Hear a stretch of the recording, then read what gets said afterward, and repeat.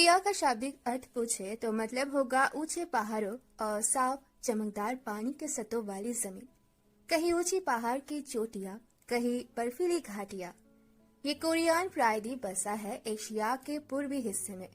इस प्रायद्वीप के पूर्व में है सी ऑफ जापान, पश्चिम में है येलो सी, नीचे यानी दक्षिण दिशा में है ईस्ट चाइना। सी कोरियान प्रायद्वीप की सीमाएं सटती है चीन और रूस के साथ। यूं तो जापान भी इसका इमीडिएट पड़ोसी है, मगर उसके साथ इसकी सरहदें समंदर को छूती है। करीब 70 साल पहले साउथ कोरिया और नॉर्थ कोरिया एक ही था, मगर फिर वो सब कुछ हुआ जिसके बाद कोरिया के दो टुकड़े हो गए। एक उत्तर कोरिया बन गया, दूसरा दक्षिण कोरिया। मगर बंटवारे के बाद से ही दक्षिण कोरिया तो शांत रहा। कुछ वक्त बाद ही उसने लोकतंत्र की राह भी पकड़ ली। मगर उत्तर कोरिया के साथ ऐसा क्या हुआ कि वो बमबाज बन गया, बमों और मिसाइलों के पीछे पड़ गया।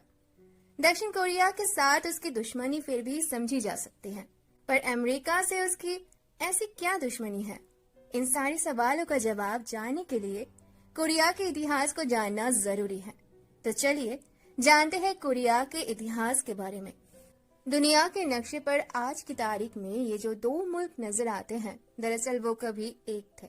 सीमा एक थी, लोग एक थे, राष्ट्र एक था, राष्ट्राध्यक्ष एक था। मगर नफरत की बुनियाद पर खींची गई सरहद की इस लकीर ने देखते ही देखते इसे दुनिया का सबसे खतरनाक बॉर्डर बना दिया। बॉर्डर के एक तरफ का देश उत्तर कोरिया कहलाया तो दूसरी तरफ का देश दक्षिण कोरिया। कोरिया की ये कहानी शुरू होती है सीला राजवंश के दौर से। करीब 900 साल के सीला शासन में कोरियाई प्रायद्वीप में कोरिया, चीन और जापान में अलग दुनिया के नक्शे पर एक मजबूत पहचान रखता था, जिनका शासन रहा 918 से 1392 तक। मगर 20वीं सदी आते आते सीला राजवंश की पकड़ कोरिया पर कमजोर पड़ने लगी और इसके बाद वह सत्ता में आया जोसियन वंश। इन्होंने करीब 500 साल तक शासन किया।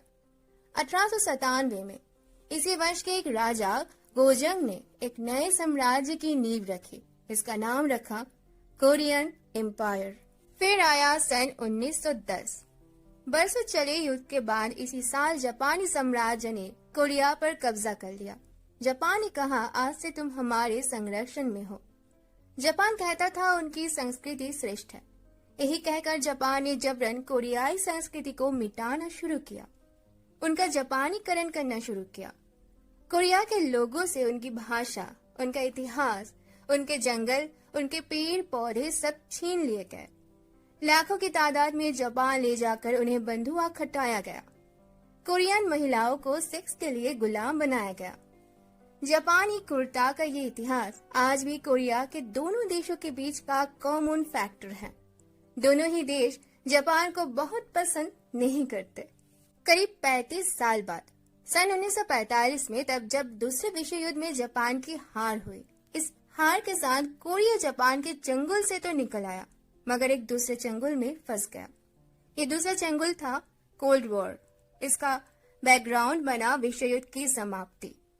जुलाई 1945 में मित्र देशों के 3 सबसे बड़े खिलाड़ियों का जुटन हुआ। ये तीनों देश थे अमेरिका, सोवियत और ब्रिटेन। जुटन का वेन्यू था जर्मनी का पोट्सडम शहर।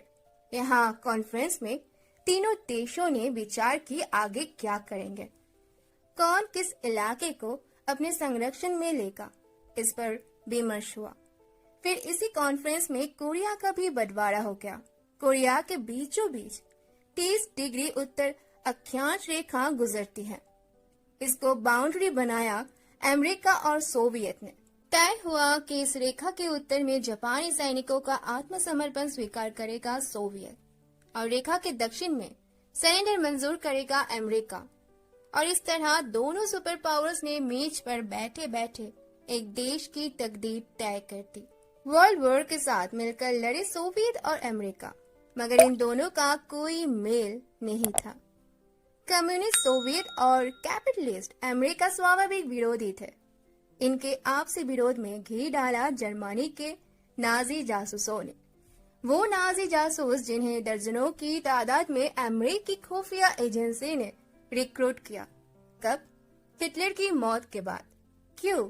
क्योंकि अमेरिका को लगता था कि इन नाजी जासूसों के पास सोवियत की ढेर सारी खबर है। नाजी सबसे ज्यादा नफरत करते थे सोवियत से। हिटलर के बाद यही सोवियत इन नाजी जासूसों के अस्तित्व का सहारा बना।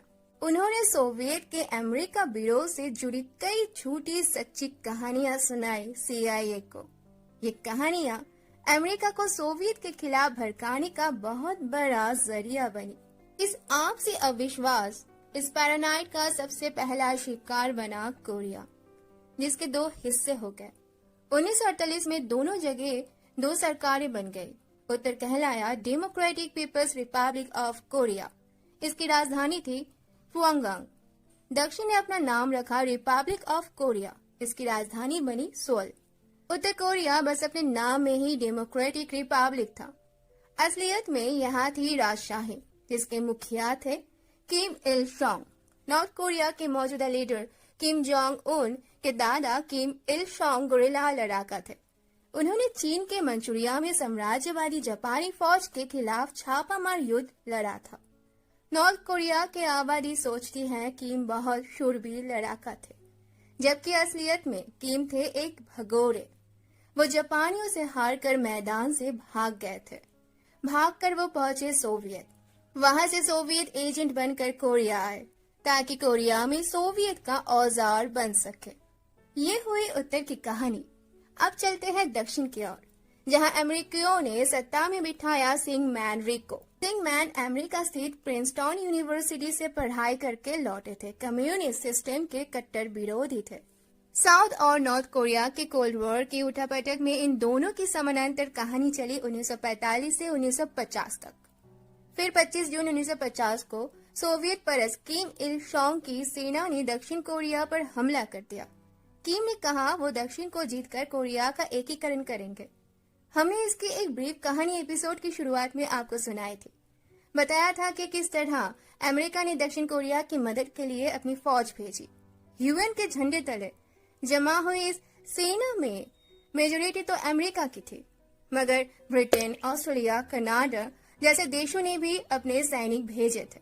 UN की सेना में नए नवेले आजाद हुए भारत की भी हिस्सेदारी थी। भारत ने 60वीं पैराशूट फील्ड एम्बुलेंस नाम की अपनी आर्मी मेडिकल यूनिट भेजी थी वहां। इस यूनिट के कमांडर थे लेफ्टिनेंट कर्नल AG रंगराज। आपको बता दें कि साउथ कोरिया ने उन्हें जुलाई 2020 का अपना कोरियन वॉर हीरो चुना है। ये अपनी मदद करने वाले सैनिकों को थैंक यू कहने का उसका तरीका है। शुरुआत में जनरल डॉगलिस की सेना को खूब बढ़त मिली। वो उत्तर कोरिया की फौज को पीछे ढकेलते चले गए। ऐसा लगा पूरे कोरियन प्रायद्वीप को अपने संरक्षण में लेने का सोवियत का ख्वाब पूरा हो जाएगा। मगर फिर अमेरिकी खुफिया विभाग की एक नाकामी ने युद्ध की शक्ल बदल दी। क्या थी ये नाकामी?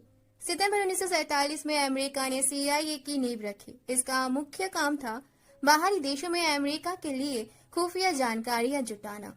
इस लिहाज से CIA को कोरियन वॉर में इस्तेमाल किया जाना स्वाभाविक था, मगर जनरल मैकआर्थर ने ऐसा होने नहीं दिया। उन्होंने टोक्यो में अपनी खास इंटेलिजेंस यूनिट बैठाई। कोरियन युद्ध से जुड़े सारे इनपुट्स लाना इस यूनिट के माथे था। ये यूनिट सही काम नहीं कर रही थी। मसलन इसने कहा कि नॉर्थ कोरिया साउथ पर हमला नहीं करेगा। फिर इसने कहा कि चीन के माओ सरकार इस युद्ध से दूर है, जबकि अंदर ही अंदर चीन नॉर्थ कोरिया की मदद कर रहा था। फिर किया इस यूनिट ने अपना सबसे बड़ा ब्लंडर। क्या था ये ब्लंडर? नॉर्थ कोरिया और चीन के बीच करीब 1000 किलोमीटर लंबी सीमा है। इस सीमा की एक बड़ी बाउंड्री लाइन है युलिव नदी। नदी पार की तो आप चीन पहुंच जाएंगे। मैकआर्थर चाहते थे कि युलिव नदी तक जाकर नॉर्थ को खदेड़ाए। अब यहाँ एक कैच था। अमेरिकी फौज को अपनी सरहद पर देखकर माओ सरकार कैसे रिएक्ट करेगी, ये पता करना जरूरी था। क्या चीन तब भी सीधी लड़ाई से बचेगा? अगर नहीं तो वो कितने सैनिक भेजेगा लड़ाई में? जनरल मैकआर्थर की इंटेलिजेंस यूनिट ने यहीं पर ब्लंडर किया। उन्होंने कहा अव्वल तो चीन आएगा नहीं, और अगर आया तो बमुश्किल 50,000 सैनिक लाएगा, और इनसे तो हम निपट लेंगे। इस गलत इनपुट का नतीजा डिजास्टर्स था। 3 मोर्चे खुल गए अमेरिका के खिलाफ। नॉर्थ कोरिया, सोवियत और चीन। UN सेना खासकर अमेरिका का तगड़ी हार हुई। जनरल मैकआर्थर की जगह जनरल मैथ्यू रिजवे को कोरिया भेजा गया। युद्ध चलता रहा, सेटलमेंट की स्थिति बन गई। आखिरकार जुलाई 1953 में करीब 30 से 50 लाख लोगों की मौत के बाद कोरियन युद्ध रुका। युद्ध रुका तो सही, मगर खत्म नहीं हुआ। क्यों? क्योंकि उत्तर और दक्षिण कोरिया के बीच संधि समझौता नहीं हो सका। दक्षिण कोरिया ने कहा उसे देश का बंटवारा मंजूर नहीं। इसी बात पर उसने पीस ट्रीटी पर दस्तखत नहीं किए, यानी टेक्निकली ये जंग आज भी खत्म नहीं हुई। इस बात को 7 दशक बीत चुके हैं। इस दौरान उत्तर और दक्षिण कोरिया दो बिल्कुल अलग सिस्टम बनकर उभरे। दक्षिण कोरिया बना एक मजबूत लोकतंत्र, दुनिया की टॉप 12 इकोनॉमीज में से एक। वही दुनिया से अलग थलग नॉर्थ की गिनती होती है सबसे गरीब देशों में। साउथ कोरिया अपनी उन्नत तकनीक और आर्थिक संपन्नता जैसे कारणों से सुर्खियां बनाता है, जबकि नॉर्थ से जुड़ी खबरें होती है मिसाइल टेस्ट, न्यूक्लियर हथियार विकसित करने की सनक।